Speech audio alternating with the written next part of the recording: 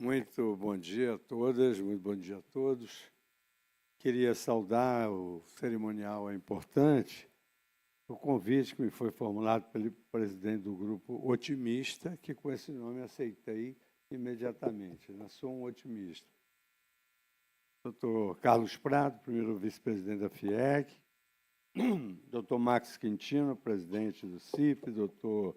José Nunes, presidente da ENEC Ceará, Dr. Felipe Ribeiro, secretário do Meio Ambiente, da Calcaia, e Ivana Bezerra, presidente da ABI, Carlos Rubens, diretor financeiro adjunto da FIEC, Pedro Lima, diretor da FIEC, presidente do Grupo Três Corações, Fátima Fecundo, diretora da FIEC, Pedro Alfredo, conselheiro fiscal da FIEC, Milene Pereira, presidente do Sindicafé, Paulo André Holanda, superintendente e diretor regional do SEMAIS, Brígida Miola, secretária executiva da Indústria da CDE, deputado federal, Danilo Forte e Ricardo Cavalcante, que é vice-presidente executivo da Confederação Nacional das Indústrias da CNI, e aqui também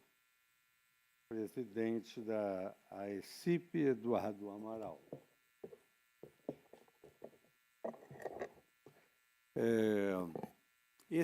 O título que me foi conferido me chamou logo a atenção, que é Justiça e Otimismo, que eu acho que é um binômio que se enquadra perfeitamente.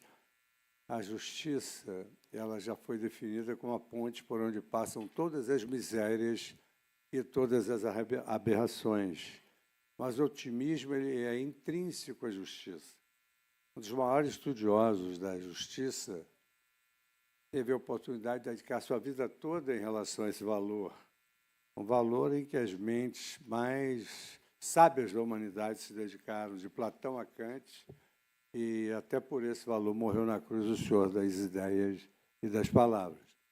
Mas o professor que mais se dedicou à teoria da justiça foi exatamente Hans Kelsen, sempre buscando otimizar a justiça.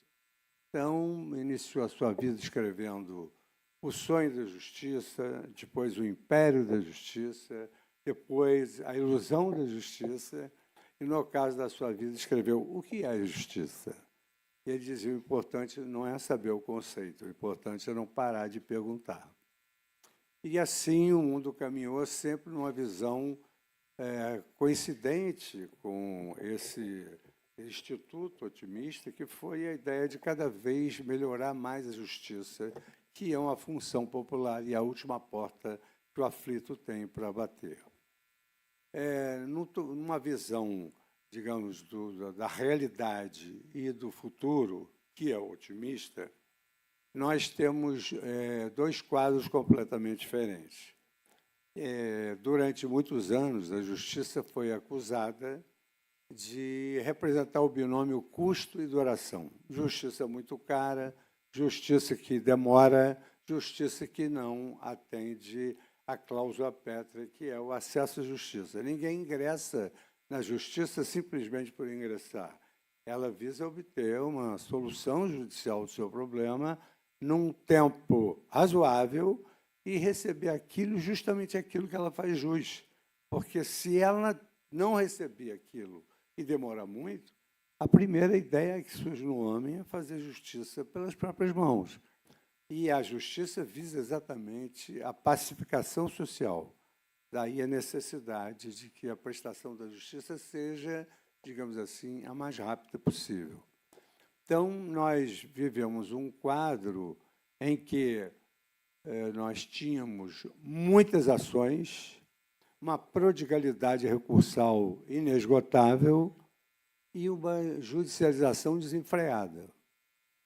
Essa necessidade de muitas ações era inerente à própria cultura do povo, que pretendia que a sua questão fosse resolvida de maneira imparcial por uma autoridade pública.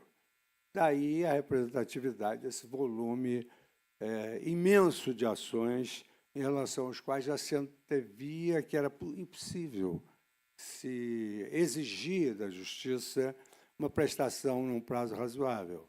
Assim, por exemplo, até bem pouco tempo, nós tínhamos 800 milhões de ações relativas a um tema só.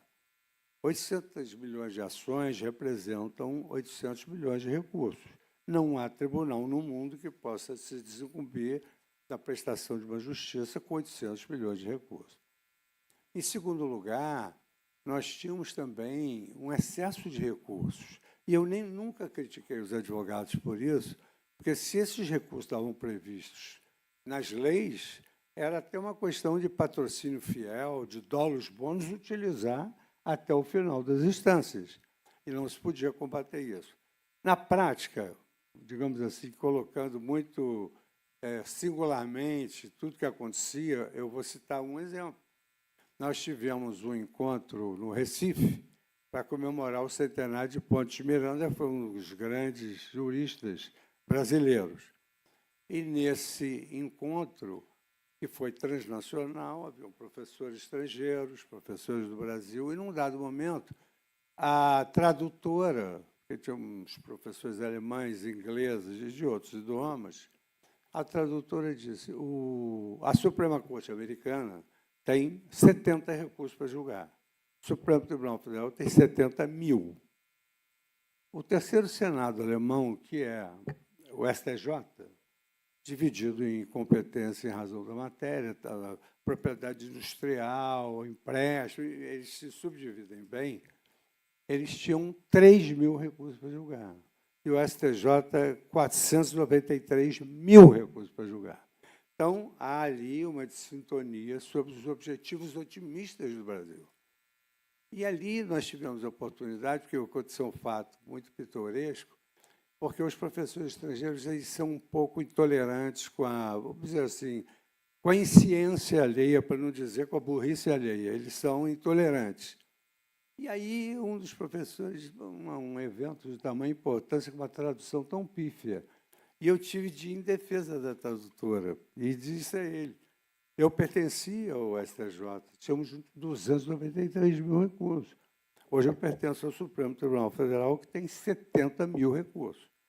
Qual é a diferença? A diferença é que os tribunais de Vossas Excelências têm um artigo no regimento que permitem recusar o julgamento de uma causa, ou por entender que é um desacordo moral na sociedade, que a sociedade não está preparada ainda para receber aquela solução, ou porque aquele recurso não é de interesse da sociedade.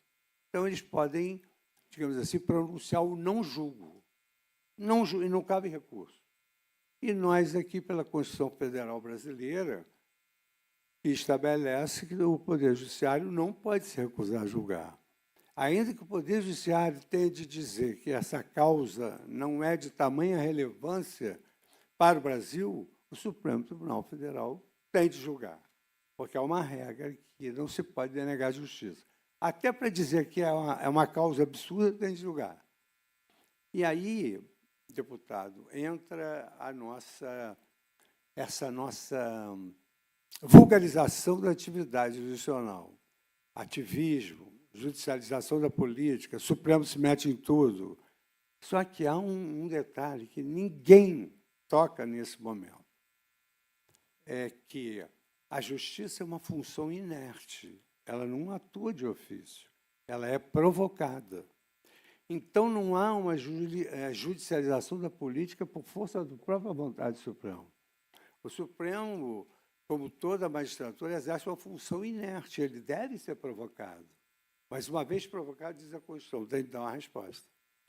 Então, não é o caso de Vossa Excelência, que eu conheço o seu trabalho, mas, muitas vezes, o parlamento não quer pagar o preço social de uma decisão. Então, há uma divisão muito grande, ideológica, e aí, não resolvendo o parlamento, a primeira expressão que se diz é vamos para o Supremo. Eu acho isso engraçado, porque eu sou juiz de carreira desde 25 anos de idade, e as pessoas nunca pensaram assim, o meu recurso, eu quero que vá para o Supremo. Nunca perguntaram quando volta. Que aqui vá, mas não sabe quando volta. E a expressão é simples, como ontem nós discutimos.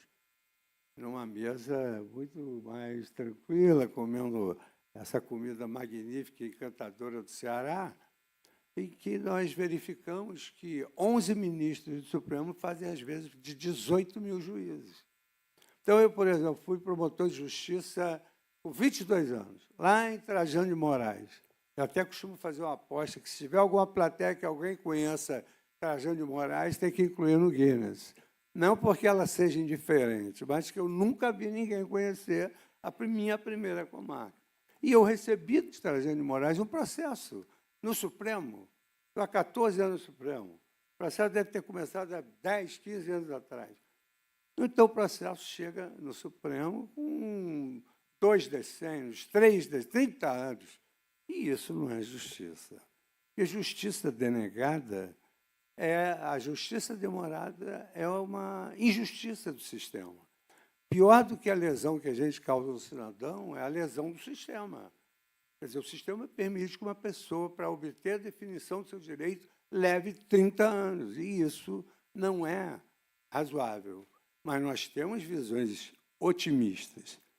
Então, nesse plano da visão otimista, nós tivemos a oportunidade e temos convidados, à época, pelo presidente Sarney, de elaborarmos uma lei que vencesse essas barreiras. Então, com relação à prodigalidade recursal, com esse número que gerou aquele exemplo super bizarro, né, nós resolvemos suprimir alguns recursos, porque biopsicologicamente as pessoas elas precisam apostar um pouco na sua causa. Elas têm de esperar o resultado final. Então, nós pegamos um caso em que foram proferidas 5 pequenas decisões, indeferiu-se a juntada de pessoas interessadas, que é litisconsórcio, uma palavra específica. Nós entendemos que a parte estava numa aventura judicial e não fazia jus à justiça gratuita, porque o pobre não litiga assim, dessa maneira. Eles nem têm conhecimento do instrumental jurídico colocado à sua disposição. Então, uma judicialização volumosa. Nós vimos que havia todos esses embaraços à prestação da justiça mais rápida. E o que houve, na verdade, foi a constatação desse fenômeno no âmbito social e político, de sorte que surgiram tratados internacionais dizendo que um país que não se desenvolvia no prazo razoável da prestação da justiça era um país que tinha uma justiça inacessível. Porque, bastando esse exemplo concreto, se você leva anos e anos a fio para receber uma resposta judicial, talvez nem seus sucessores usufruam disso. Veio, então, documentos internacionais, constituições de diversos países, da Costa Rica, a justiça tem que ser pronta e célere. Convenções e constituições da África e de Madagascar, dizendo que, se não tivesse a prestação da justiça num prazo razoável, essa justiça era inacessível. E assim, com o Pacto São José da Costa Rica, Declaração Fundamental dos Direitos da ONU, até que nós tivemos que enfrentar. Eu era ministro do STJ e o Congresso Nacional me convidou para presidir a comissão, que eu trabalhei com grandes juristas, para elaborar isso. Então, numa visão otimista, o que eu diria ao senhor é o seguinte: hoje, nós estamos caminhando, em primeiro lugar, para um processo muito livre de formalidades. Ninguém entra em juízo para ter um processo anulado porque não foi concluído uma formalidade. Hoje existe uma primazia da solução da questão de fundo, uma primazia da decisão, que eles chamam de primazia da decisão do problema, da decisão do mérito, em primeiro lugar, com eliminação de formalidades. Em segundo lugar, a eliminação de recurso, a parte tende a apostar no seu direito. Nós tivemos um caso, como eu dizia, em que o juiz proferiu 5 decisões judiciais. Dessas 5 decisões judiciais foram interpostos 25 recursos, por violação do Código e por não cumprir os ditames da Constituição sobre o devido processo legal. 25 recursos foram interpostos, e depois de anos e anos a fio, o litigante que interpôs 25 recursos ganhou a causa. Então, era muito melhor que se ele tivesse apostado no direito dele do que tentado 25 recursos. Isso me lembra uma história folclórica real. O grande advogado, ele tinha uma grande biblioteca de processo civil e era a minha cadeira, então eu estudava na biblioteca dele. E aí ele falava muito alto, era um sujeito muito explosivo, e eu me lembro que ele atendeu uma senhora do Espírito Santo. E eu só me lembro dessa frase dele: não, dona Matilde, se eu ganhasse todas as causas, havia uma fila do Espírito Santo até o meu escritório. Como todo cliente é pessimista, né, ela falou assim, bom, nós perdemos, e agora? Não, agora cabe apelação. Aí o cliente pessimista falou assim, e se nós perdemos a apelação? Aí cabe recurso especial. Eu só me lembro que ele disse para a Matilde, eu não tenho condições no telefone, dizer quando é que cabe o recurso especial e como é o recurso especial. Porque para estudar o recurso especial, tem que estudar 5 anos de faculdade, mais 15. Então, eu não tenho como dar essa resposta à senhora. Então, essa prodigalidade recursal, ela prejudicou muito. E a litigiosidade desenfreada, hoje, ela é um pouco contida com um instrumento que nós fomos buscar no sistema germânico, que é um instrumento, chama-se Müsterverfahren, que é um processo modelo, vamos dizer assim, e que se deu num caso em que um corretor do mercado financeiro causou prejuízo a 6 milhões de pessoas. Como que se vai reunir 6 milhões de pessoas numa ação? É absolutamente impossível. E também não dá para ser uma ação genérica, porque cada um teve um prejuízo. Então, o importante era fixar uma tese de responsabilidade, depois cada um apurar o seu quanto devido. E aí nós criamos um instituto que hoje se chama Incidente de Resolução das Demandas Repetitivas. Um processo com aquela tese sobe, os tribunais superiores decidem e aquilo se introjeta nas ações individuais. Então, não vai haver nem recurso, porque não cabe recurso de uma decisão individual que absorve aquela decisão, aquele precedente judicial. E isso ficou bem resolvido. Só que o mundo jurídico é um mundo de constante mutação. Eu me lembro que no primeiro ano de faculdade fiquei super entusiasmado quando um professor de Teoria Geral do Direito, acho que aquilo foi o start para eu me dedicar mais ao direito.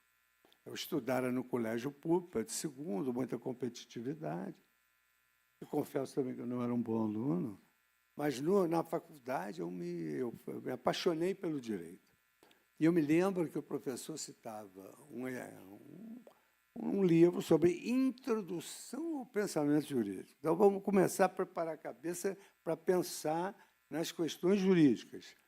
E, nesse livro, tinha uma mensagem tão bonita, tão lúdica, que é o que, às vezes, leva a gente a se envolver com a matéria, que dizia o seguinte: somente o Sol, a Lua e as estrelas continuam brilhando desde a criação do universo da mesma maneira. Mas o direito está em constante mutação, porque ele é instrumento da vida e instrumento da esperança. Então, aquilo significa o seguinte: o direito não é um museu de princípios. O direito está em constante mutação, e numa mutação otimista, uma mutação exatamente para satisfazer aquilo que Kelsen dizia, que era o sonho mais formoso da humanidade, era a justiça. Esse era o maior sonho da humanidade.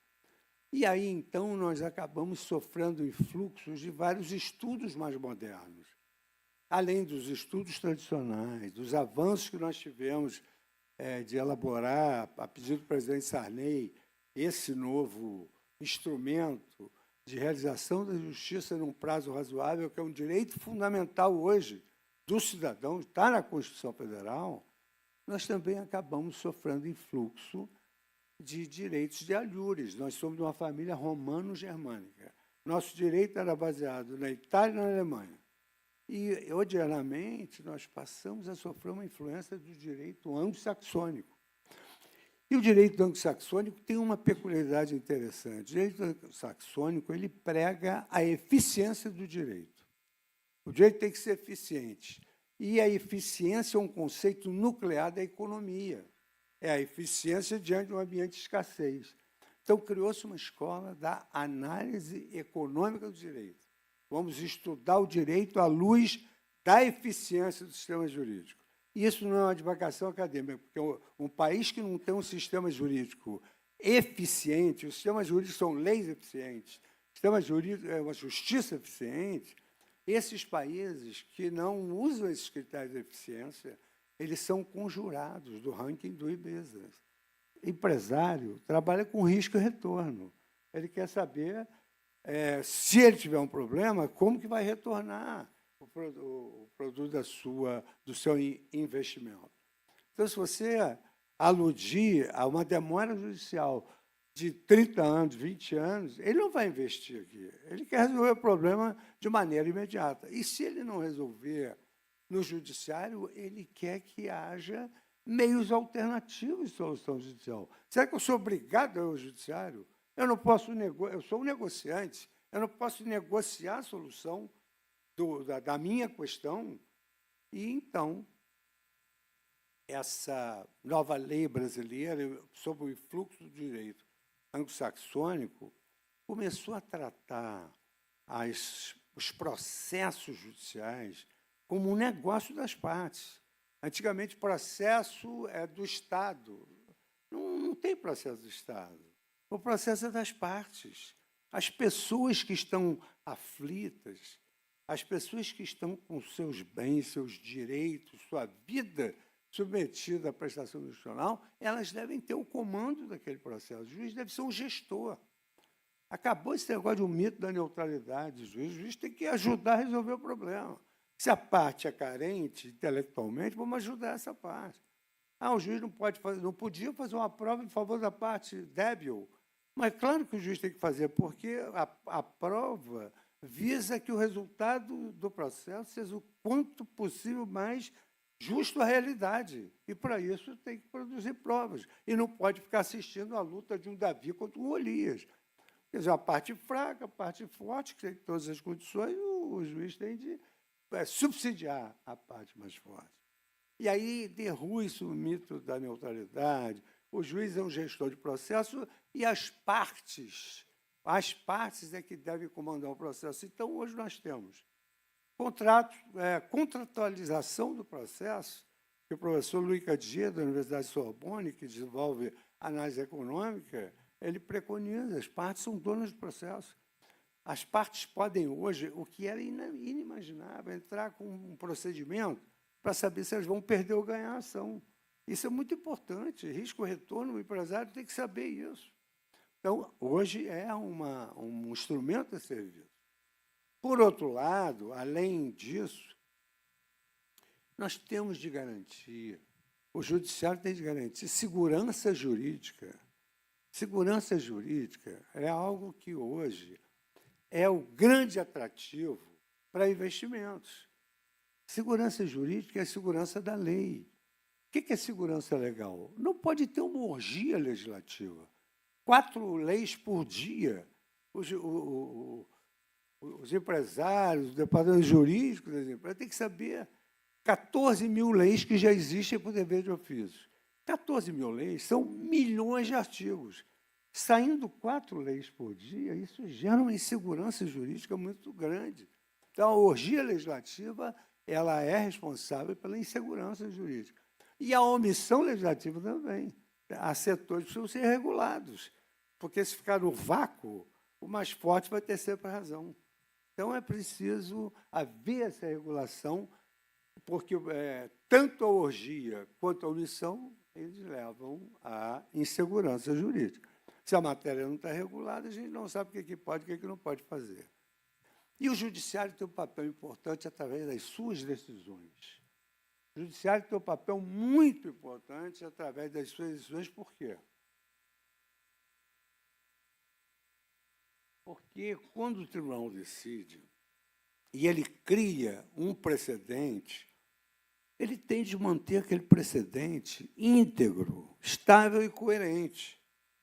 Eu, por exemplo, sou juiz de carreira. Para mim, a regra mais importante, as 2 regras mais importantes são independência e coerência.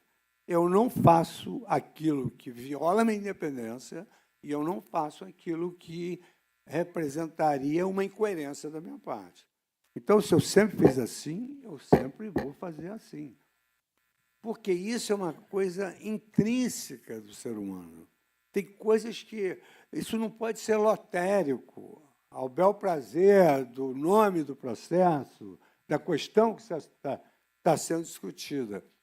E ontem eu contei um detalhe no nosso jantar que foi de improviso, que as pessoas podem imaginar que a gente fez um jantar. Foi um bate-papo, eu chegando ali. Pois bem, eu destaquei 2 pontos na vida humana. Há um psicanalista no Rio de Janeiro, Luiz Alberto Pia, ele era conselheiro daquele programa Big Brother. Ele é um homem de uma capacidade ímpar.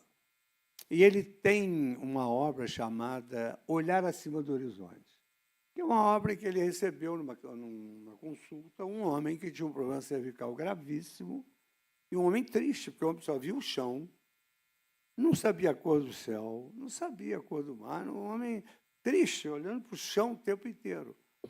E ele, nessa consulta, ele imbui o paciente da necessidade de ele fazer força com o pescoço e olhar acima do horizonte. E ele trabalha com essa questão, além, evidentemente, do cliente fazer fisioterapia. Mas ele disse, não tem como você ter uma vida feliz olhando para o chão. Você tem que ter uma vida feliz olhando para frente. Pois bem, o livro se chama isso porque, depois de um decorrer do tempo, esse homem começou a olhar acima do horizonte e dizer para ele, meus problemas ficaram mais longe, a vida ficou melhor para mim. Eu vejo a beleza do mar e do céu, então eu sou outra pessoa.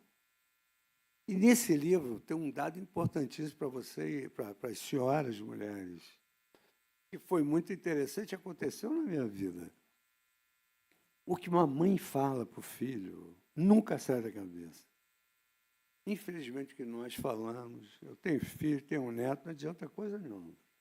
Mas o que a mãe fala, aquilo não sai da cabeça. Ele é coisa da maternidade. A coisa é intrínseca da vida que a gente leva dentro delas antes de surgir para o mundo. E eu tinha 22 anos de idade, fiz um discurso no concurso de Ministério Público, e a minha mãe chegou para mim, no meu ouvido, e disse assim, o que eu mais admiro em você é a sua independência. Não se iludam. Dizer que o filho é o mais bonito da sala não adianta nada.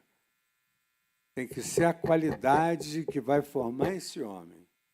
Então, o que eu mais admiro em você é a sua independência. Eu digo aos senhores, não é patológico. Eu não consigo, eu não faço aquilo que não está dentro da minha independência. O maior atributo do magistrado é a independência, mas precisa ver como que vai exercer essa independência. Né? Porque, às vezes, a dosagem do remédio leva à doença. Então, a independência no sentido de não ser levado por nenhuma corrente de opinião e de pensamento. Não pode fazer pesquisa de opinião pública para decidir e não pode também se submeter a paixões passageiras. Tem de solidificar aquele que vai decidir.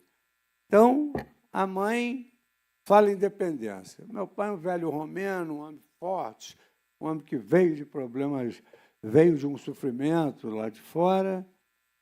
Ele dizia, um homem tem de ter coragem, um homem tem de ser valente. Você tem um ponto de vista, acabou. É porque não vai dar tempo de contar a história, mas a gente vai marcar um outro jantar. Mas ele me deu essa noção, digamos assim, vou sintetizar, num caso em que me pediram uma opinião encomendada para fazer um debate acadêmico. Então, eu tinha sido promotor, eu e uma promotora, e o secretário de Segurança, o secretário de Polícia, fizemos um debate. E nós que estudamos muito, ganhamos o debate. Só que o debate era conducente a uma solução radical. E esse debate saiu no jornal. Eu estou sintetizando muito. E esse debate saiu no jornal. E eu estava concorrendo a uma promoção para a 9ª Vara Civil do Rio de Janeiro. Era o sonho de um juiz, porque a gente ficava rodando na Baixada Fluminense aqui, ele tinha que ter um lugar. E um lugar na capital, nós íamos nos defrontar com os grandes advogados, melhorar a nossa postura, melhorar a nossa cultura. E aí o governo era um governo que, claro, até o tema não era feliz, o tema era difícil, ruim. Sociedade, eu até brinco, a sociedade carioca, a sociedade fluminense passava por um nível muito elevado de criminalidade. Eu digo, graças a Deus, superamos, uma brincadeira, né? Porque aquilo ali continua. E aí tinham medidas drásticas. Aí o governo, que tinha simpatia pela minha nomeação, pela minha promoção, alguns com a cabeça sem independência disseram para mim: faz uma carta para o jornal, diz que aquilo ali foi um painel encomendado. Aí, aquilo mostrava uma certa pusilanimidade, uma covardia. Meu pai só disse uma palavra para mim: você perde a promoção, mas o homem não faz isso. Acabou, está resolvido, é assim que a vida é. Então, independência de um lado, ética de conduta do outro, não tem como dar errado. Principalmente depois que a gente chega à idade que já tem um neto de 16 anos, aí ou deu certo ou deu errado, não tem como. Biopsicologicamente, o homem forma o seu caráter até uns 18, 21 anos. Aí depois tem que tomar cuidado com os desvios da vida, mas ter o caráter ali para confirmar. Então, voltando. A jurisprudência, quer dizer, a jurisprudência tem de ser uma coisa estável, íntegra. E como nós estamos falando em eficiência, que é um instrumento nuclear da economia, essa jurisprudência que os tribunais têm a obrigação de manter íntegra, coerente, não lotérica, porque o cidadão não sabe como é que a causa dele igual do outro ele perdeu. A jurisprudência tem que ser íntegra. Você não pode mudar o sabor de nada. Pois bem, então nós conseguimos estabelecer essa estabilidade da jurisprudência. A jurisprudência, uma vez fixada como súmula, como entendimento predominante, ela não pode mudar. E qual é a vantagem? Hoje, ninguém começa a fazer um trabalho sem entrar na rede mundial de computadores. Aí, se o seu problema é constitucional, você vai no Supremo. Se o seu problema é infraconstitucional, você vai no STJ. Se o seu problema é local, você vai no Tribunal de Apelação. Uma hierarquia respeita a jurisprudência que dá uniformidade ao direito. E hoje nós temos esse instrumento, que é de um otimismo ímpar. Quer dizer, você tem hoje instrumento para os processos não demorarem, as decisões serem íntegras, isonômicas para todo mundo, e você, ao mesmo tempo, você ter uma eliminação de formalidade, que o processo demora muito. Acabamos com a prodigalidade recursal, baseada na economia comportamental, né? Porque isso vale da psicologia hedônica. O sujeito vai apostar no direito dele.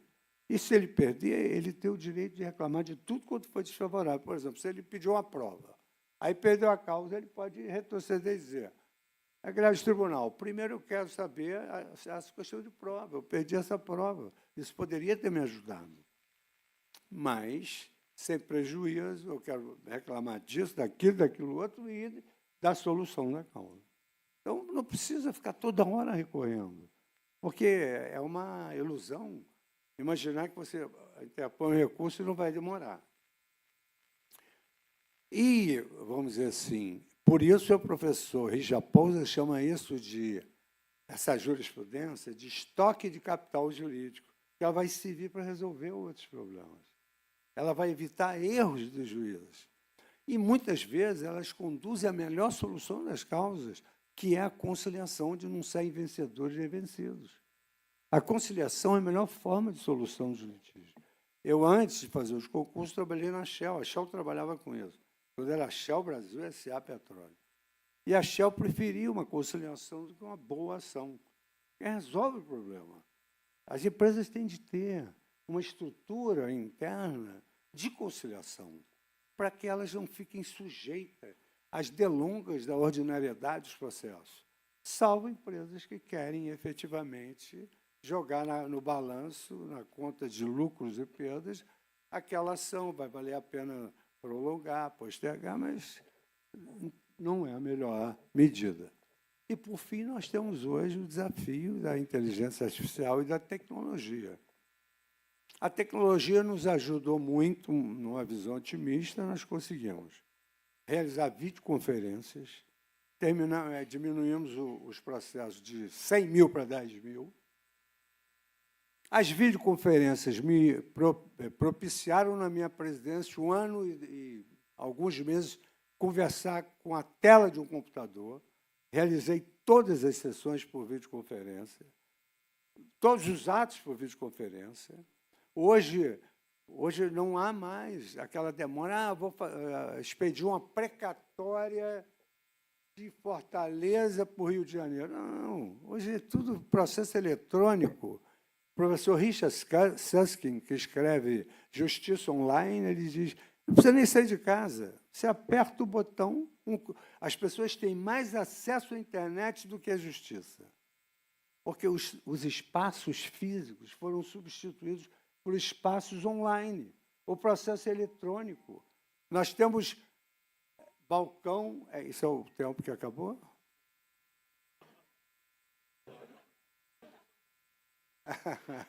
É a tecnologia, né? É o avanço.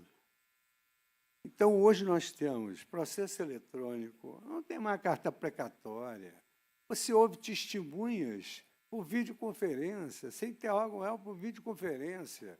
Então, você tem videoconferência, você tem hoje balcão virtual.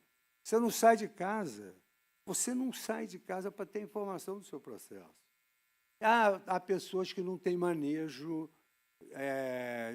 dos computadores. Aí, hoje, nós temos escritórios sociais.